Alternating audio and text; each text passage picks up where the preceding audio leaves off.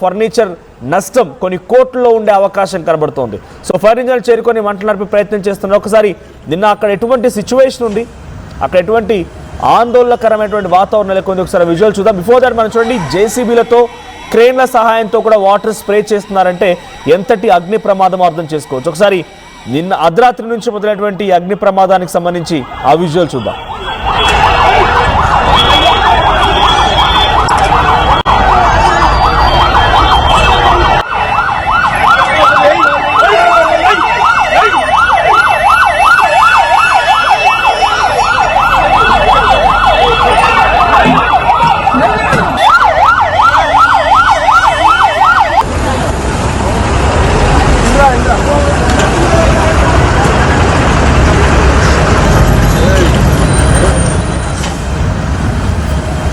Right, furniture షాపుల్లో అగ్ని ప్రమాదం అని అంటే అది నెక్స్ట్ లెవెల్గా ఉంటుంది. కొన్ని కోట్లలో నష్టమే కాదు, అక్కడ మనం చూసా నాంపల్లో ఉన్నటువంటి సంఘటనలో బిల్డింగ్ మొత్తం కూడా మంటలు ఎగిసిపడడంతో ఓ కుటుంబం సెల్లార్లో నివసిస్తున్నటువంటి ఆ కుటుంబం అగ్నికి ఆహుతైపోయింది. 5గురు కూడా దుర్మరణం పాలయ్యారు.